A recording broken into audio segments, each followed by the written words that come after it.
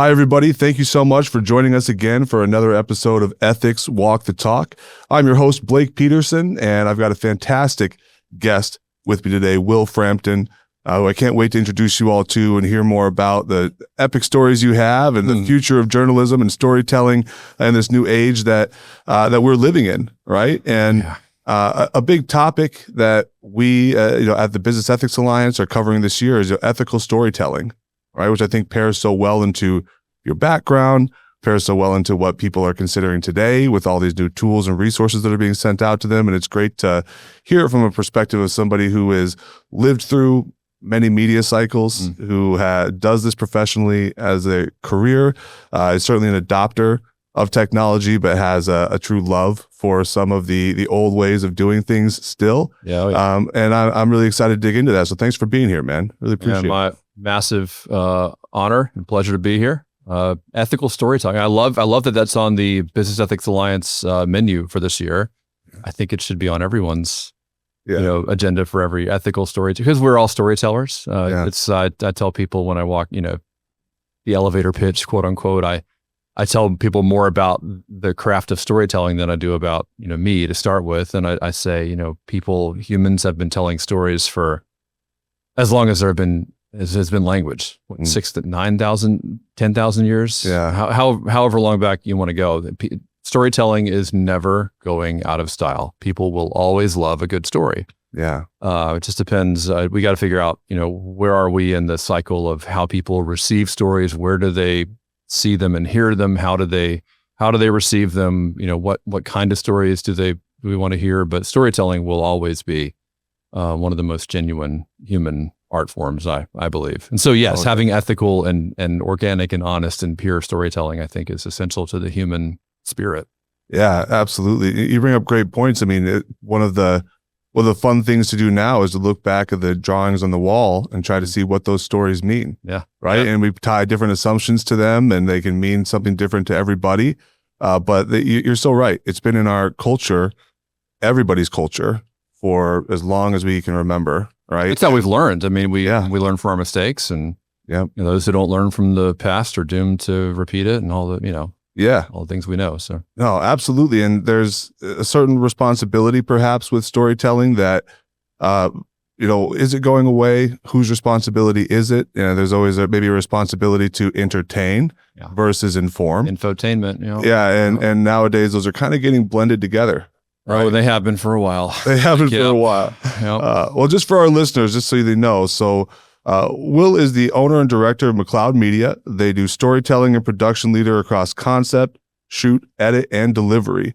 So really a full comprehensive slate of how you guys can help people tell their story, promote what they're doing within their businesses, perhaps not only in that, but even some documentaries and some storytelling on your own that is beyond just a business purpose, but is truly telling a story and giving some notoriety to some individuals that otherwise we would not hear about, right? We would not know of. Obviously, some of the big pieces across your 15-year career prior to going independent in the newsroom and telling stories for other people in the broadcast market was your trip to Afghanistan in 2007, in which you created a piece of work that's called Stories from the 218th, which received an Emmy, which is pretty incredible, man. Not many people can say they're an Emmy Award-winning journalist, right? And you're one of the very few. So congratulations on that. It's got to be pretty incredible. Thank you. You've lived through, like we said, the multiple media cycles, and with that, even something like an Emmy and what that means and how it makes you feel could potentially change over time. So I'd love to, hear from you. How did it feel when you were awarded an Emmy? And today, has it changed? I had been nominated before that, and I had lost the year before for best continuing coverage of a story. I'm still friends with that family by no time to get into that right now, but a story that I'd covered for over a year before that, best continuing coverage. I'd been invited to the party in Atlanta, the regional Emmy Awards, and I was there, and I heard my name on the nominees listed and didn't hear my name called, though. And there was that feeling of your heart is just beating out of your chest, and will this be the moment? And no. And so I knew what defeat felt like, and I would know it 4 more times. As a matter of fact, I think I've been nominated 6 times and I've won 1. Okay. But the one is I'll put it up against any experience from anywhere. I thought to myself that next year when I'd gone to Afghanistan, I came back, I did the piece. It went on the air in 2008, so it was nominated in 2009. And I thought, if I can't win after going to an active combat zone, putting on Kevlar every day, riding in convoys, being not far, who knows, from IEDs or suicide bombers, or like they could have been everywhere and nowhere at the same time. Yeah.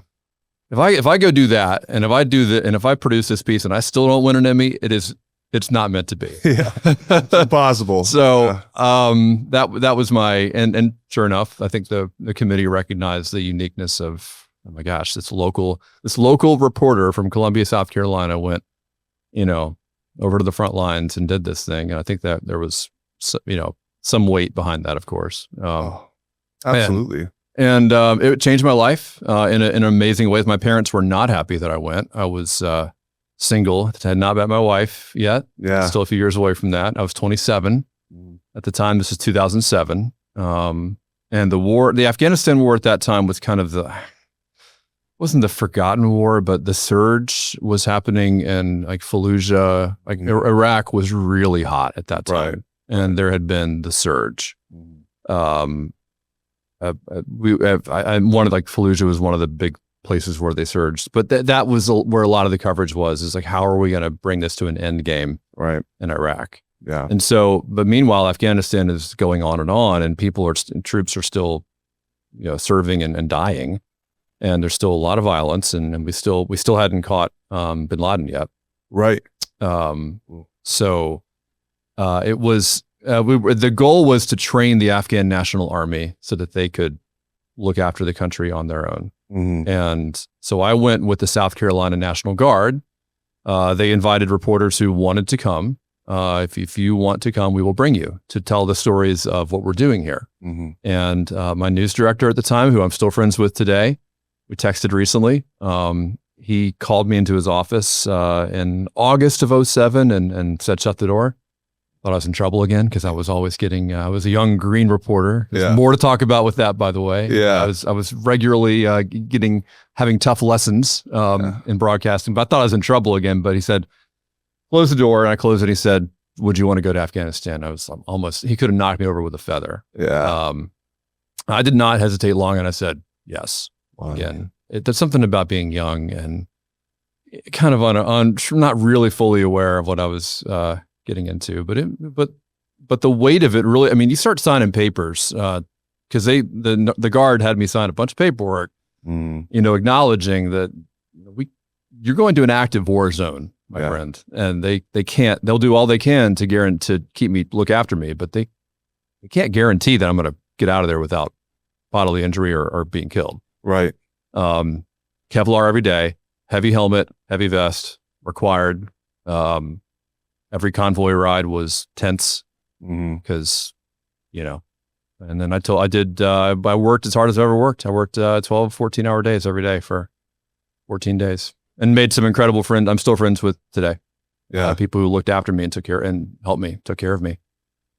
It's incredible. I mean, going back to that time in this country, there's so much going on. Obviously, there's a lot happening now, but the entire country was rallied around that cause. It drug out for much longer than anybody probably anticipated. Yeah. Unfortunately, the outcome of that certainly was not what we had hoped long term. But at that time, they were making progress. I firmly believe, and I witnessed it. I saw our troops from South Carolina, who I was with. I saw them. I saw them, interacting with children, being positive presence with these kids, and I saw them with the village elders, and I saw them forming relationships with just regular Afghans and helping the recruited or the conscripted.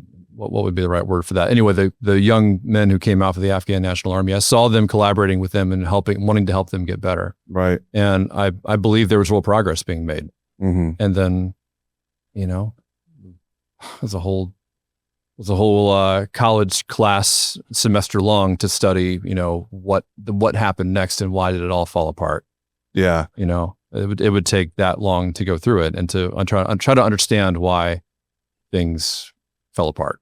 Absolutely. Very complicated and drawn out situation. But it's at that time, the internet certainly existed. People were starting to explore getting information from people that are storytellers online, people that maybe were perceived experts or portrayed themselves as experts in certain topics. Real quick, when I started my first job in 2003, there was no video being posted online yet. None. It was just print stories. Yeah, still print stories, right? So you had to watch at 6 o'clock, 7 o'clock. It was appointment viewing still. Anyway, sorry. Yeah, no, well, it's a great point right there. Is the trust in the media then versus now is very different, right? And the amount of information people take in on any given day has increased exponentially, right? Yeah, you put it that way compared to the amount of content. I mean, Facebook wasn't even around yet. My first job, first on-air job, regular every day was in 03.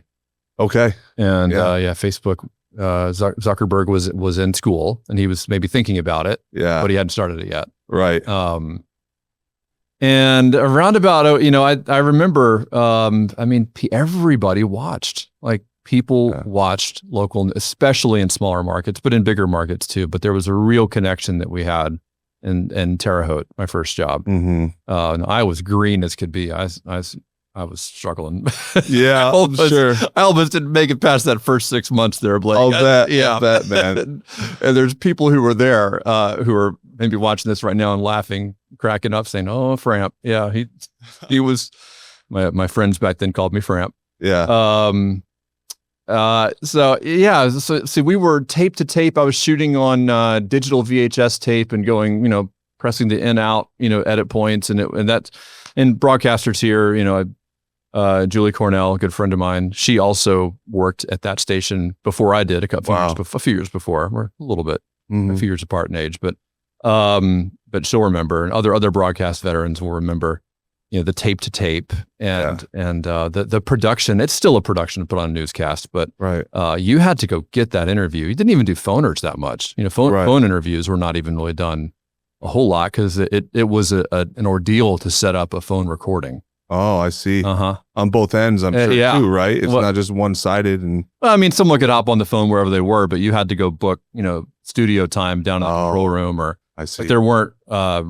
It's a whole different ballgame back then. So you had to go get the person. There was none of this. The Zoom interviews started after I'd left. After I'd left TV. Yeah, and it was a COVID thing, obviously. Right. And the reporters who had been there for a while hated it. I'm glad to see that seems to have waned. I don't see quite as many Zoom interviews. I still see some. Yeah. And I guess it's a necessity in a lot of cases, just because you can't get there and get back. It's better than getting a phoner, put it that way. Yeah. I'd rather have somebody on Zoom than get a phoner. But if at all possible, and I think this is the mentality of most newsrooms, go there, be with the person in person, have them sit in front of a camera, mic them up, put good lighting, do it the right way, tell a good story, like take pride in your craft. Because boy, Zoom interviews does not scream highest production from my view. It's like, no, that's like the lower end of production quality. Yeah, absolutely. I think we can all agree with that. And you see it even on TV and people that still are popping in and out of newscasts via Zoom, and that's very common. But there's the piece of being face to face with individuals and having that human connection as well, I think is so important for having hard conversations. Knowing that there's a screen in front of you and not a person. There's a layer. Yeah, layer. It removes maybe, I don't know if we treat each other a little bit more harshly in those senses. Maybe. Yeah. Right. Potentially, or especially if you've never met somebody like in person. Yeah. Like if you're only existing through a screen in perpetuity. Yeah, it's hard, but at the core of it, journalistic standards might be adjusting and evolving over time. Perhaps you believe that's something that's always stays true and everyone should hold themselves to. But right now, it's so much about deciding how do we actually see what reality is itself versus what is fake and manufactured. And created. It's hard to determine that. Such a dystopian circumstance that you lay out there. I mean, the idea of being able to put text into a queue and have video come out of it is either incredible or it's a dystopian nightmare based on your point of view. Sure. I think it could be both. Yeah. It philosophically, I wonder, some newsroom at some point, because there's been real discussion. I'm not in the industry. I've been out since 2017, so I can't pretend to be in the loop on this. I hear things from people who are still in it. Yeah. But there's going to be a test of how far to take this AI generated video thing. Yeah. In the context of journalism and we've seen the goofy videos out there on Facebook. Like clearly that's satire, and okay, I'm okay with some funny joke stuff, like almost like animations. Okay, all right, fine. Right. But what is deeply troubling to me, and is this idea that the line between this is real, I know that's real, and that this actually happened. And then right next to it, a few seconds later, is a shot of a time lapse of a sunrise or a sunset, or a shot of maybe there's a story about the Humane Society needing to have animals be adopted, or else they'll have to start putting animals down. I did a bunch of those kind of stories, like, come adopt animals so we don't have to, put them down, that kind of thing. What if there's like AI generated, Humane Society shots? Right. And then within the same newscast. Yeah. And then people start to take it for granted. Well, that may be real, it may not. I don't know why I pulled that example out of thin air. No, it's good. But that's the first, that's just one that came to my mind. Like that's a scenario where the viewer might not pay attention or care. Right. And that is the bigger picture issue for me is, while we may have concerns about people, society, losing track of what's real and what's not, will this generation coming up, the young people of today, will they care if things are real or not? How important is that how important will that be to humans to know that what I'm seeing actually happened, that somebody was actually there, and it wasn't just made up through a chat, through a queue? And I think we're not going to know that. Right. We're not going to know what this next generation of humans is willing to accept. Yeah. And what they're being told to accept also, because yes, there is a corporate push on this as well. I mean, the amount of money that can be saved. Yeah. But that's every industry is preoccupied with that in terms of AI. It's not just production. It's not just journalism. It's everybody is having to ask those questions about how AI is going to impact them. So that's not unique to production and storytelling, but it's, to me, that's the existential question is how much will people care that they are seeing things that are not real, right? And being kind of pushed to accept that this is okay. It's just like, it's a depiction of things that probably are happening somewhere. And they don't need to be real in this case, as long as we're depicting what it probably looks like. Yeah. Yeah. So it could be shots of traffic. It could be shots of clouds rolling by. It could be shots of like generic shots that we just didn't have time to go get that today for this newscast. So we're just going to queue up this app to give us the shot we need. Yeah.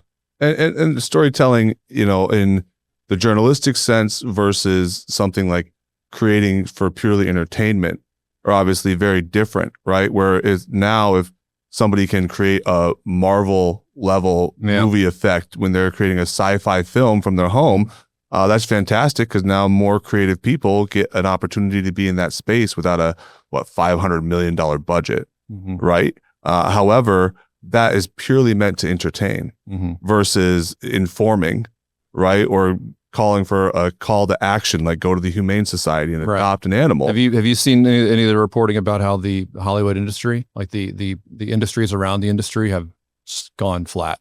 Oh, really? Out in LA, yeah. I mean, I've read one article about it. It was from the Wall Street Journal, and just all the people who, for years and years, whether it's makeup artists or food caterers or lighting technicians or audio people, the industry for different reasons. I mean, they've started outsourcing production to other countries. Yeah, it's cheaper to take an entire crew to a different country than it is to do it in some cases here. Yeah, but there's other reasons behind that. Now too is it, what is the impact of how is AI going to perpetuate that? Because as more things can be produced digitally without having to call in all these different layers of production.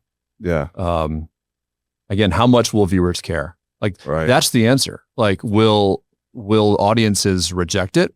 Yeah. Or will they go consume it? And if they consume it in large numbers, then we get what we get.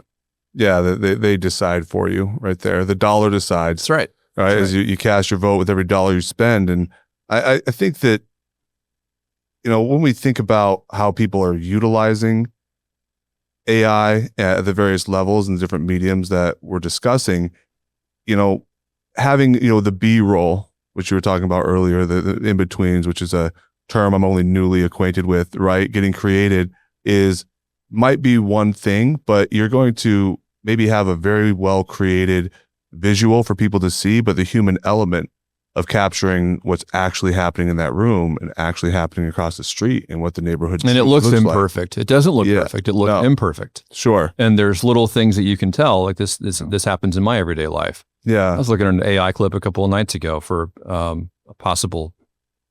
was looking at a clip. I didn't use it. Yeah. And I could just tell, like there would never be a producer in that spot at that time. There would never be camera access allowed in this place in that way. Oh, I see. And this is not real. Yeah. But I know that because I look at this stuff all day long. Yeah. Consumers might not. Right. Right. Right. And so who do you think you have a real obligation to when you're covering a story, and maybe from the journalistic sense, or even now as you're telling stories for your private clientele, or creating a documentary about a new family or people you're working with? I know potentially, and we've talked about some people in France and things of that nature that you're working on. Do you owe it to the subject matter itself, the audience, or the platform in which you are maybe working for or putting it onto? I mean, who do you really have the biggest duty to telling the story properly, truthfully, and displaying it in the right way for people to actually consume? Do you feel like there's one person that you put above the rest, or one subject you put above the rest when you think about creating and actually putting this together? Well, I always put myself in the shoes of whoever, like the France project. I was working in support of a very passionate filmmaker, Kathy, who put years of her time. This is one example, but of one film, right? But this is how films. It's a miracle that films ever get made, right? Because of the cost of making them. And I believed, and I was so supportive of her vision. She has this incredible vision for this film, and I want to do everything in my power to help that come to life. That was my mentality going into that. I will work 14-hour days for all of these 9 days in France, and then I will have holiday for 4 days after that.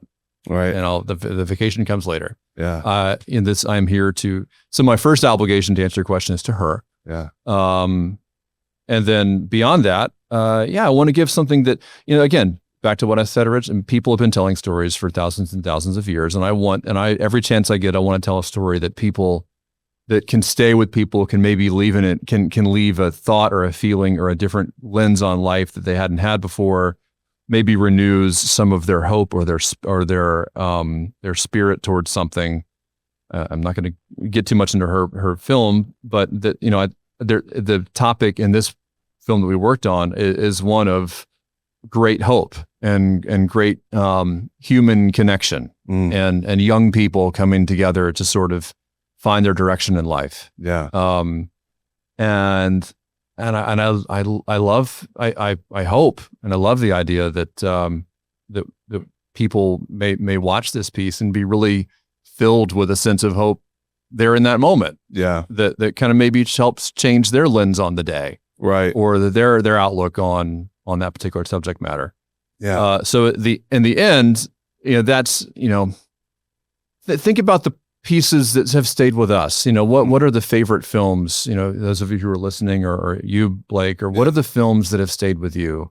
Yeah. The subjects that are special to you now, that have left an impact on you. Yeah. That maybe they even influence you on how you act or how you carry yourself through the day. Yeah. And I've got mine. I've got my top 5 or 10. Yeah. some are a couple of documentaries, a couple of Ken Burns films, right? Yeah, sure. He's a role model for me. Yeah. And then a couple of fiction pieces, right? Yeah. But they stay with you all of your days. Right? Absolutely. So, and I'm not, ideally, that's like top of the mountain type goal. Like I would love to do a film that stays with people, for years and helps them see the things in a different way. That's a very idealistic way to put it, but yeah. But I think the Afghanistan thing did that. Not to go back too much to that, but at the time there was you couldn't Skype or FaceTime with anybody, and there was no like. I heard from families back in South Carolina. They were like they hadn't seen their son or their brother or their friend in 8 months or whatever, and they got to see, their loved one doing what they were doing. It's safe, and sound, eating in the mess hall, right? Hanging out with friends, whatever. All these clips they got to see back home. So, and that's one example of how storytelling can really have an impact, on people. Absolutely, and I think that's it's powerful what you did in going there. And I could see if you were a journalist today and you're staying in Carolina and they were to say, I would like you to create a documentary about what's happening in Afghanistan. Can you put together, 15-minute clip? Here's what they're doing. Here's the details of it. You're going to, craft the story through AI. It would be easy. And I don't think it would be necessarily wrong of the person creating it to then paint a bleaker picture as well, right? As I'm watching the clips of you in Afghanistan and they're handing out blankets to kids, right? And they're working with families and they're talking with leaders in the community about the schools they're going to build and the amount of work they're going to put in to help try to make the place a better place for the community to live. Yep. But it would be very easy for you to go in and just decide, I'm going to go ahead and paint this as just a tragic war zone, chaos happening at all times, people that are running from IEDs. We know IEDs are out there. Mm-hmm. We know there's risks, but unless you are unfortunate enough to be a part of a convoy that experiences one, you're not going to catch that on your film versus you can create it with AI with the snap of your fingers, right? And now we're telling a story that might have notes of truth to it, but it is not factual and it's not the real experience those people are living with. And I'm curious, in your time there, or maybe in other films you've worked on, has there been moments where you've captured things on camera that you later have decided I can't include that? I can't include that in the film for various ethical reasons. Like that's a heavy hitting one. I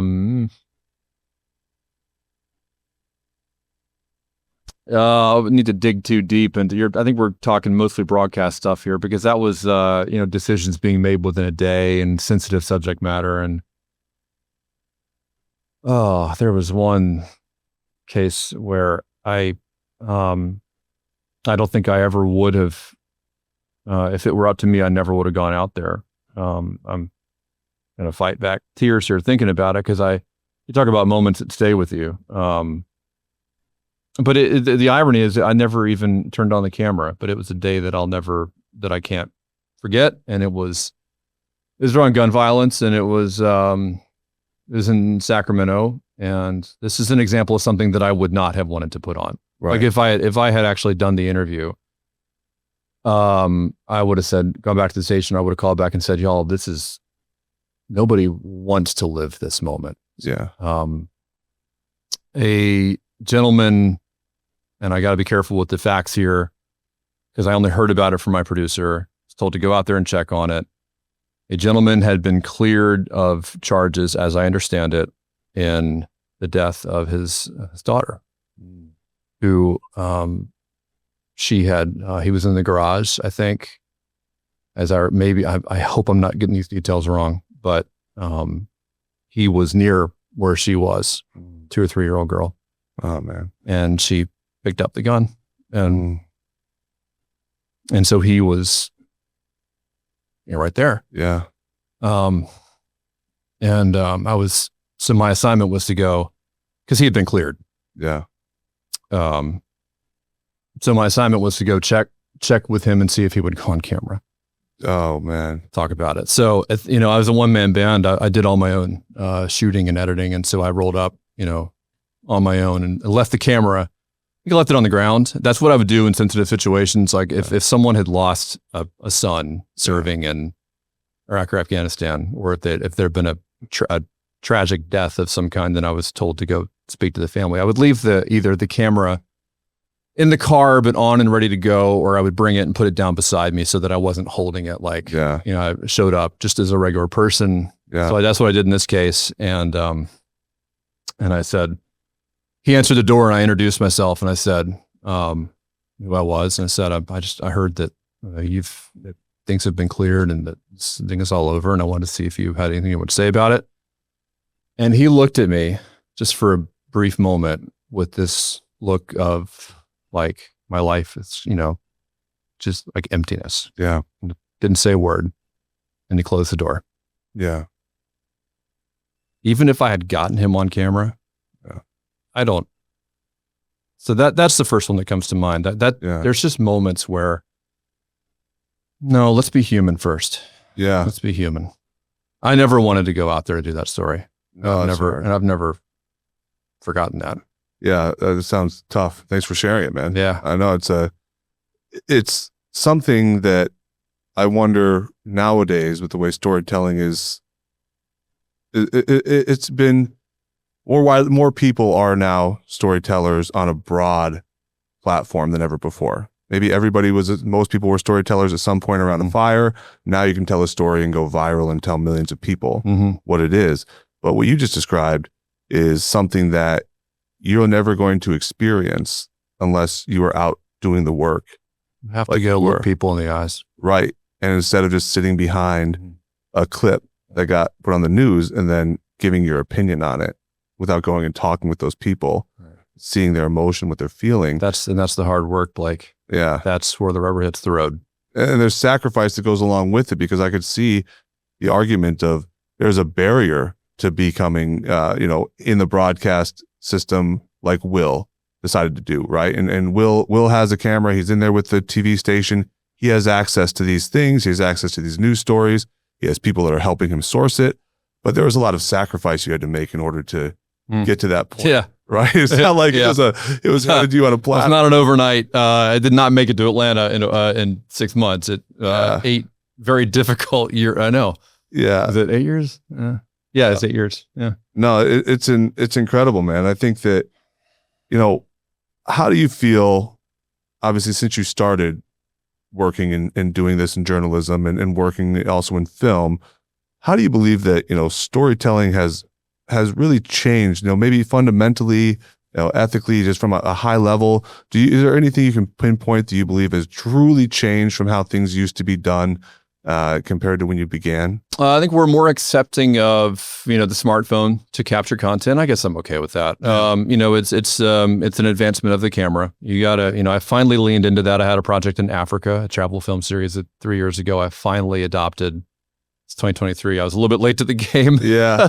But I was like, no, I'm only going to use my Sony Pro cameras. No. But then I got into a situation. I'm riding in the front of the Jeep, riding through the bush. Yeah. And I wanted to get shots of our driver. And I was like, all right, fine. Took my phone, turned it on and put it on the, the zoom out lens. Yeah. And the shots I got were gorgeous that I never could have gotten. They were stabilized too. Yeah. Like I didn't need a gimbal. I didn't need a stabilizer. Like the thing, it's like we're going over bumpy terrain and it's just as smooth as can be. And I'm like, okay. And now I get it. All right.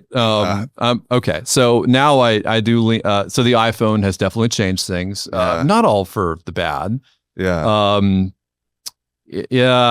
I have read where artists, different quick anecdotal subject change. I have read where artists and performers are getting really annoyed that people don't dance anymore. Oh my gosh, it's terrifying. Because everyone's holding their phones up, taking video as if you're ever going to watch that video and get anywhere near the level of enjoyment you had being there in person. It doesn't sound as good. Not even close. Like I've done that a couple of times at concerts. It doesn't sound as good. It doesn't really recapture the feeling of being there. No. And my challenge, current generation of young people, should you choose to accept it, is to leave the phone in the car. Right. Like, fine, take the phone with you, leave the phone in the car, go dance, have a good time. So the iPhone has changed things in that regard, not for good, because everyone's trying to capture, everyone's trying to be a storyteller. Right. And everyone's trying to catch everything. Yeah. And people, no. Yeah. You're not I mean, I guess you're creating, but you're not good at it. Sure. Yeah. You know, and once in a while you pull it out. And Yeah. You try it out. So, so that's the lousy side of it. The good side is that it has elevated the rate and the way at which we can capture, stuff that, I mean, getting first person perspective. Like, for example, I'm looking at, there's a cowboy guy I've been talking to. He works in Wyoming, and we're talking about maybe a project, and he's sending me his GoPro video mounted on the top of his horse. Oh, cool. Riding out through the beautiful, you could never have gotten those shots. Yeah. Years ago. So that's how the little cameras have definitely helped. Yeah. And that's good. Yeah. How else has storytelling changed? More of a first person perspective, more of a turn the camera, do the selfie thing. Yeah. Yeah. I'm here. And there's something to that actually that I'm okay with, that I think is good, and that you're the reporter. If a reporter's doing a selfie stand up, yeah, okay, I'm here. I'm in the middle of this protest. Right. This is what's happening around me. Yeah. I mean, with my Panasonic camera at CBS back in Atlanta, this thing was big. I would have had to have done this. Yeah. And I wouldn't have done that. Yeah, absolutely. It was dangerous, right? Absolutely. And I wouldn't have been able to get a good steady shot. And yeah. So that's cool. That we can now use that tool. It is a tool. It is. And that's how I view it. Absolutely. I mean, and how you use the tool, right? I mean, there's, it's not the first time this has happened, and it won't be the last time this has happened. I know that this time it's affecting storytelling, specifically, and attacking these topics that we're talking about. But these advances have happened many, many times over history. We've adopted them, we've evolved with them, and then eventually you see incredible use cases come out from it. And hopefully people will leave their phones in the car and let the professional shots come out. My wife points out to me that she's got a point. If you're a parent, you can't really do that because you've got to, if something's happening with the kid, 100%. Yeah, but just keep it. How about keeping your pocket? I mean, that's what I do. I go and I dance not well, but I want to enjoy it, man. Come on, have fun, or even imagine, thinking back to the great speeches, right? You think about the I Have a Dream speech, Dr. Martin Luther King. Just everybody is so dialed in to what that man is saying on stage. Every single person there is living every single word, hanging on every word. And nobody had the ability to have a camera out to distract them from it, right? And we have that one shot center from the back. I'm not sure where the scaffolding was for that setup, but it was somewhere dead center. Yes. On the mall there. And that's the shot we have. And it's an iconic classic shot. It is. The only, pardon me. I made it the whole hour without having to. Yeah, just about. So far so good until now. Yeah. The, a current, kind of the last bastion of that today. Do you know what it is? What? The Masters in Augusta, Georgia. Oh yeah. No phones allowed. Locked down. And there's been stories on that. It's such a wonderful enclave of live in the moment. And if you look at, there's been stories about this the last couple of years, photographers getting shots of the crowd and these young people standing there almost wow, I'm just here and I'm watching the golf. Yeah. And there's no one has their head down. No. Everybody's looking straight out at the action. Yeah. Living on every moment. Talking Scotty about Scheffler or Xander Schauffele or whoever's, in the lead. Yes. And I was there one year when Tiger, 2005, I was there. Very cool. And I'd never forget those moments. I never, there's sort of flip phones back then, but you better believe they stayed in the car because they will take your badge away at Augusta National. I'm sure. You'll never come back in. No, they'll lock you out, dude. That place is locked down. Yeah. So that's a great point. I think about and I don't do much social media. I'm an Instagram husband because people recognize me from my wife's business. She puts me on there, but I don't do a lot of it. But when I do post a story, I think about, I went to a Michigan football game. I love Michigan football.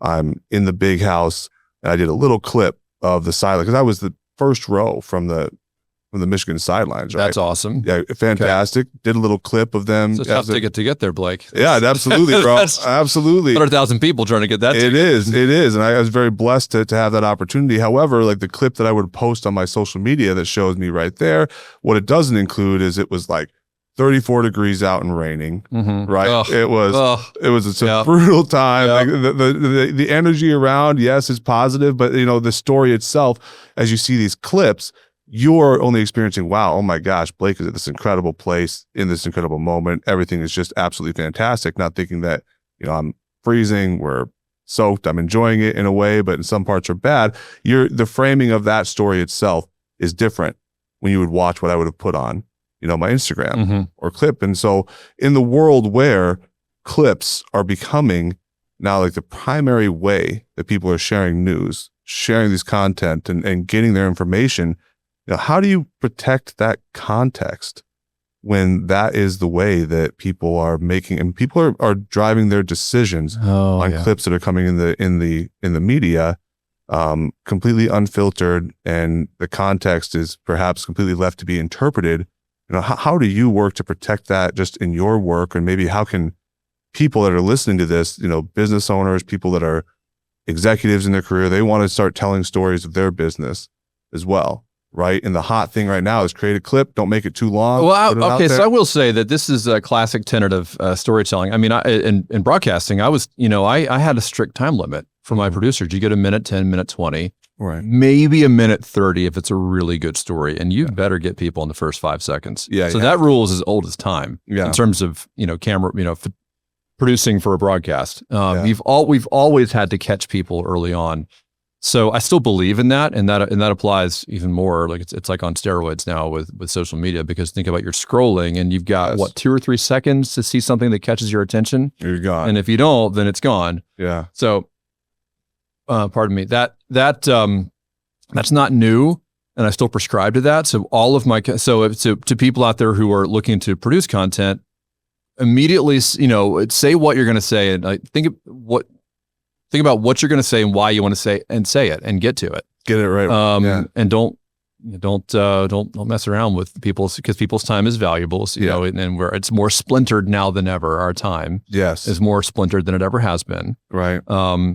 So when I'm producing for clients now, I always start with the audience and work backwards. Mm. If it's an audience watching something in person, they're sitting in their seats. It's at an event. Lights are turned down. It's a big screen. There's speakers up. They're not going anywhere. Right. And they probably don't have their phones out. They're probably focused. That's probably a fundraiser or something like that. Sure. Yeah. They're focused on the event. They're going to watch 3, 4, 5 minutes. Yeah. So I produce to that. Most of my productions now are, it's LinkedIn. And so we're little bit by bit. Here's a breadcrumb here, a breadcrumb there. And we do it. And it's social media, I know is the origin of a lot of the issues that we're talking about. People's attention spans being splintered. Yeah. But like it or not, that's where we are. Yeah. That's how people are getting their content, and we have to lean into that. So when I produce for LinkedIn, especially, I never let a shot stay on screen more than 3 seconds. Wow. 3 or 4 seconds. Boom. Moving all the time. Boom, boom. Split screen shots. Yeah. Layer video, 2 or 3 shots, lay it out so that's 1, 2, you're always populating the screen with compelling visuals. Right. Everything is moving. Yeah. Movement. Keep it moving. Right. And make it compelling enough so that people want to turn the sound on. That's my goal with every single one. Yeah. Yes, there's closed captioning on it. You have to. Yeah, you have to. But my goal is for everything to be so compelling that, okay, what are they saying? I want to hear that. Yeah. And I edit to the beat. I draw people in with a boom, boom, boom, and the video matches that. And like, well, what is that? Right. And come on in and let's see more of the story now. Yeah. That's my approach. That's how I try to meet people, kind of, assuming that if we do a really good job, we'll get a minute of their time. Right. Even if it's sitting at a stoplight. I shouldn't say that, but it's true though. And traffic, that's, there's a lot of people do that. So that's how I view content. So it can be anywhere from, if that your audience is going to be, we've got a half an hour or an hour time slot on PBS that we're producing for. Mm-hmm. Okay. We're doing a documentary. Yeah. If it's an ongoing campaign for someone that we're going to have, a digital campaign, I'm going to do 12 pieces. We'll do 2 a week for, a month and a half. Right. And each one's going to be strong. It'll get reshared. It'll populate people's, awareness that way. Yeah. And then maybe it leads up to an event. Maybe you're promoting an event the entire time as you're producing this content. But not so to end on a high note with AI, I do have to say, it's not all bad. No. AI transcription is incredible. Yeah. I'd absolutely use that. So AI is a tool. Yeah. And I'm not afraid to lean into it where it feels like it's right and it makes sense. Mm-hmm. Like I have hour-long interviews that would have taken 2 or 3 hours to transcribe.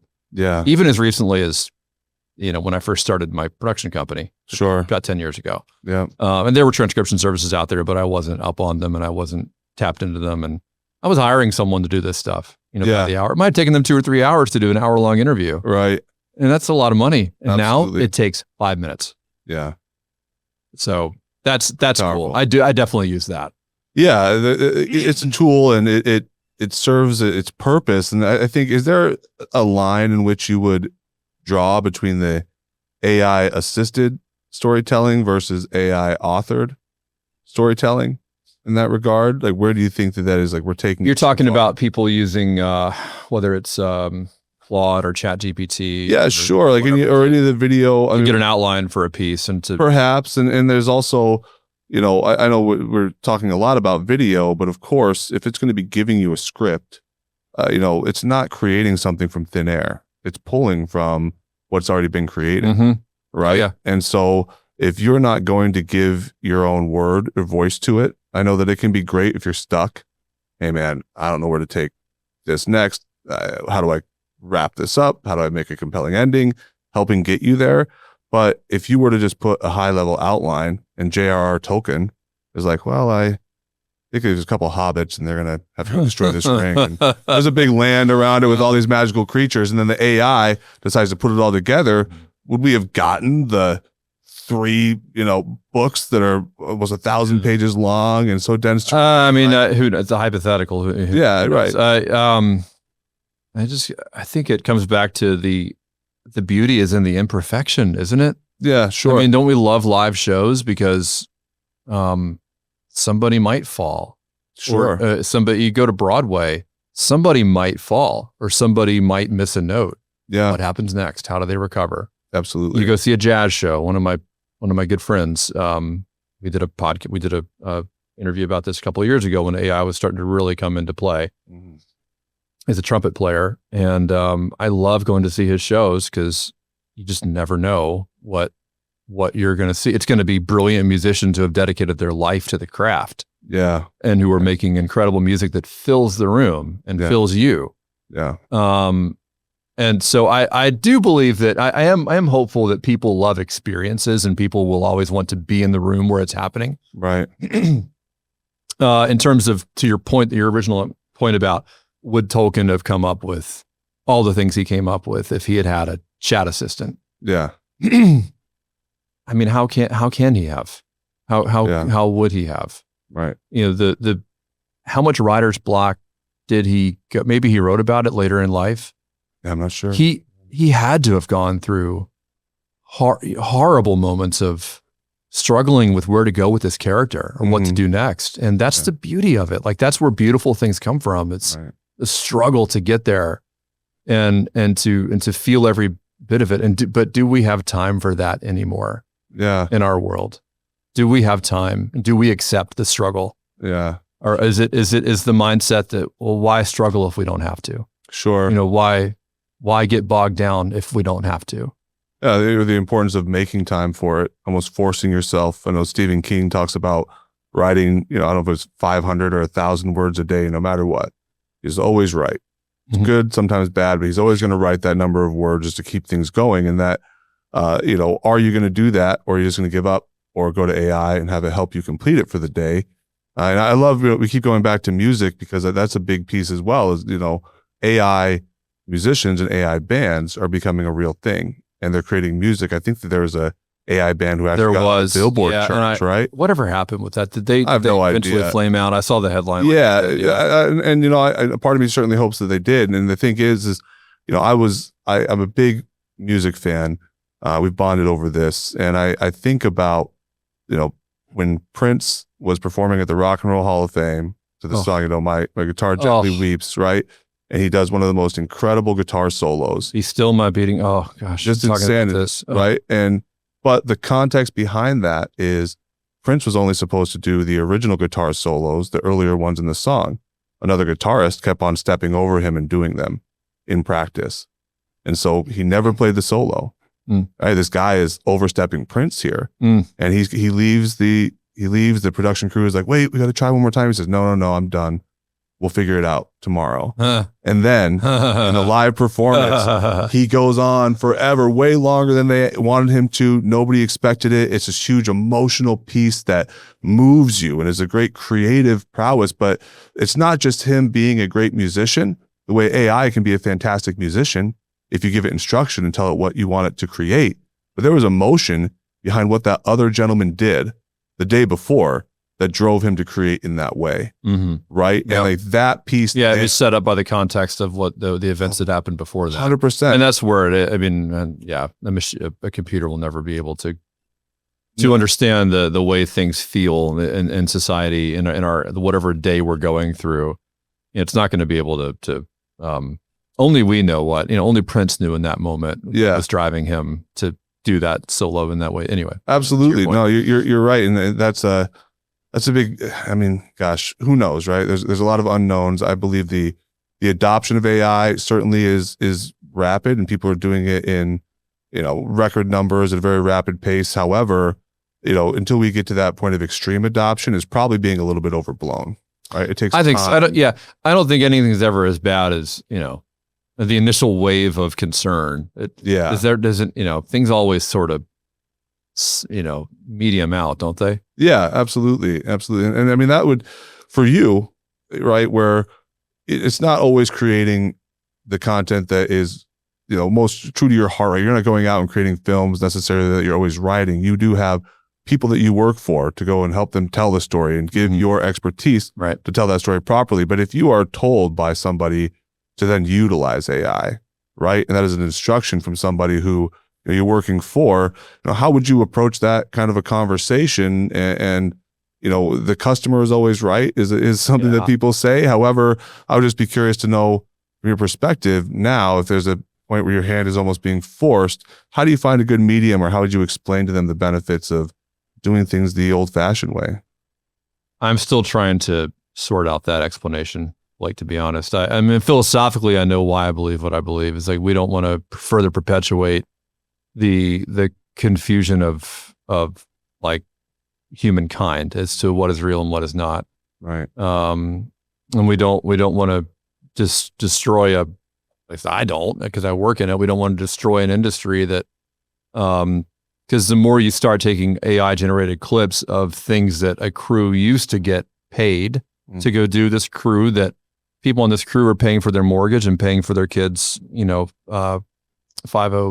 529 college plan savings and groceries, and this is important career for a lot of people. I'm speaking from firsthand here, right? So philosophically, I know what I would say, but that doesn't really cut it from a business perspective. Sure. People if clients ask me, would you can we use AI here? I'll say, well, we can, but here's what I want you to be aware of. And then I would get into a longer conversation about how things look, and then the way that the video looks too perfect, and people might pick up on that. And and we can go on a stock video library, and I love that either. But at least someone has gone to shoot that somewhere with a model who signed a release form and got paid for their time. Sure. That I'd much rather do that. Ideally, I'd get budget to go shoot these scenes myself, and I used to. I did 19th century reenactment scenes for a documentary film. Very cool. For my alma mater about 15 years ago. Yeah. I can't imagine that ever happening. We would just, it's so depressing. We would just AI that. Sure. Oh, that's awful. Yeah, that's hitting me now. Like that would never, that could never happen. I scouted an old schoolhouse from 1870 or something like that. I found it. Yeah. I got costumes for student extras. Right. To go be in the film. It was, and it took 2 years to make it. Right. Yeah, that's and I just don't think that. I mean, would that ever happen? I mourn for that a little bit. I don't know how to answer that question, Blake. I think we're still people are still trying to figure out how far they want to take this. How far they want to take the AI imagery thing. Would I use it to transcribe? Absolutely. Cut down on time getting interviews transcribed and getting all the sound in front of us to work with it and then move forward. Yeah, that could save easily 2 or 3 or 4 hours. No problem. Right. Maybe some storyboard checks and that kind of thing. Maybe, but even then, like I'd rather bounce it off somebody else. Like I'd rather collaborate with another human on that, somebody else who I trust. Yeah. So these are all things I would tell, a business owner or a client or organization or whoever. And in terms of like planning out what you want to say, and so I tell people anyway, when they go speak publicly, you don't need a script. Like, you know the things you're talking, like, the subject matter so well, you don't need to memorize anything. Right. You don't need anybody to help you with it. Right. You've been studying this for 20 or 30 years. Just go say what you know. Yeah. And I would say the same thing in regard to having a chat assistant do a script outline. Yeah. No, you don't need that. Right.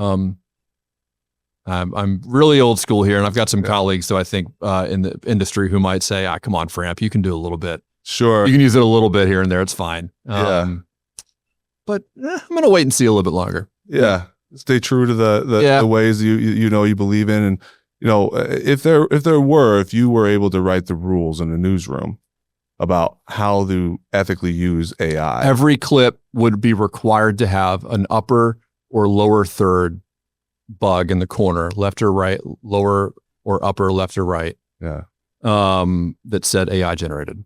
Okay. So every clip, being truthful. Every clip understand. Noticeable, like you see it. Yeah. And then let the people decide if they're okay with that. That's great. And I hope there's legislation coming on the federal level at some point to that effect. Yeah. Right. I think companies would probably not like that because it would steer people away from this content. I think even my kids recognize AI stuff when they see it. And to the point of the next generation, what are they going to be okay with? What are they going to like? What are they going to want to consume? Yeah. I think even when young people figure out this isn't real, it's a turnoff. Like I feel I've been used somehow. Yeah, there might be a bigger push against it from the next generation because they've had it just in front of them from the start. Yeah. Right. And I did see a great a documentary, and they used AI to protect what the victims looked like.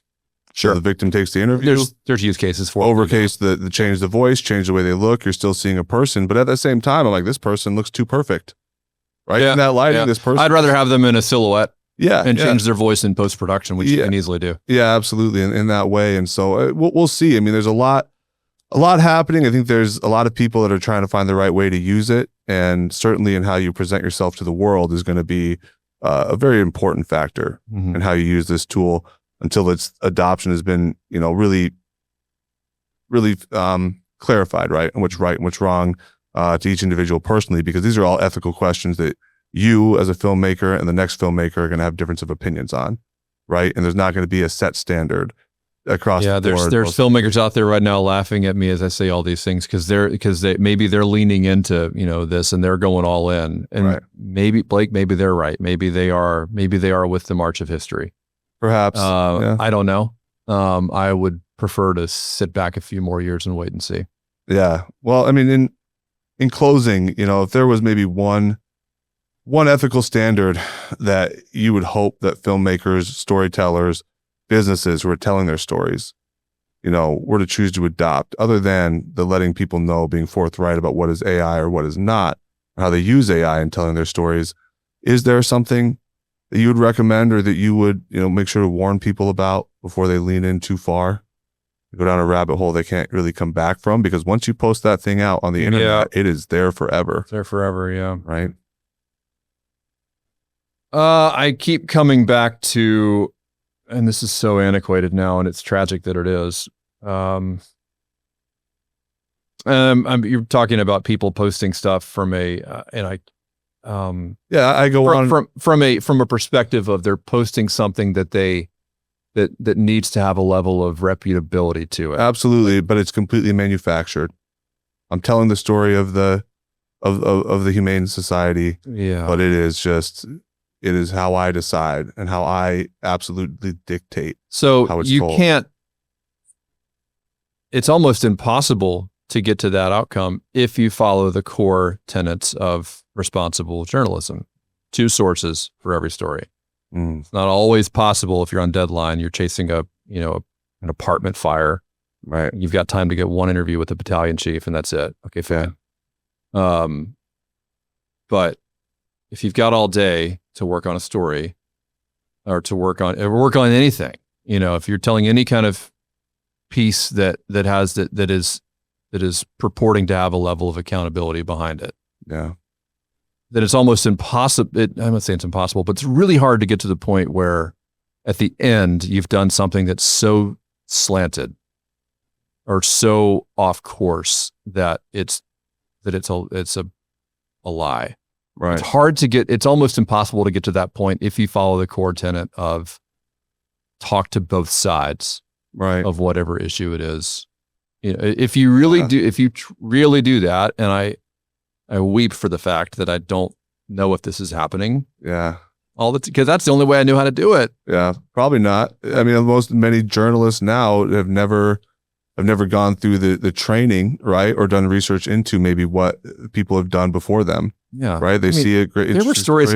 Yeah, there were stories. I didn't want to hear from. I'll leave out what the stories were, but like, I knew where I've got feelings and emotions. I'm a real person. I know where I stand on things, and I don't want to go talk to this, but I'm going to because that's my responsibility.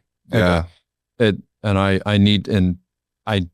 going to get their 20 seconds. They deserve it. Yeah, they're going to get it, and the audience deserves it. Yeah, and sometimes I had to grit my teeth through it, but there it is. And so if you do that, and it requires being uncomfortable, by the way, and then thereby making your audience uncomfortable. Yeah. If you're not making your audience a little bit uncomfortable, again, we're talking about storytelling, journalism, broadcasting here, but I've been out of it for so long, I almost wonder if I have a place to speak on it anymore. But I feel like unless we're making our audience uncomfortable, then are we really helping them grasp anything that they aren't already getting from their echo chambers as they exist right now? Oh, it's interesting. That's the only way we're going to bring us back to the Ben Sass model of civic discourse, and I call him out because he's a Nebraska guy, and I think he's pretty well liked here. Absolutely. And he was, he's big on civics and high-minded discussion and conversation. And I think the way you get back to that is by everyone's going to be a little bit uncomfortable. Yeah. And have to face up to things that they may not, want to talk about. Yeah. But when we do that with each other, and that's part of reporting too, is that you have to, do both sides, and it's not comfortable sometimes to do that. So that would be the main thing. That's great. No, thank you. I think that's well put, because right now, I don't know, I perceive it as they want to make people angry, or they want to make people scared. It's a different kind of, it's not really journalism. No, it's certainly not. Right. And, the news feed is just, even the news feed is turned into some 30-second clips, and they're trying to get something that can go on to and go viral and et cetera. But Will, thank you, man. I really appreciate your time. I appreciate you having this discussion. I like hearing from this point of view, right? Because right now there is so much about just hurry up and adopt, rush into this, find every way to replace everybody, become more efficient in the time. However, there is so much value in, the purity of some of the ways that things have been done in the past. Mm-hmm. And it doesn't mean they can't be made better by AI. However, doing them with really being very conscious of the decisions you're making and the effect of the storytelling and the effect of the people that you're reaching by utilizing these tools is something that I hope everybody considers. So I hope so too. I still have hope for the future. Always hopeful, man. Blake, thank you so much. This has been great, man. Thanks, brother. I appreciate it, man.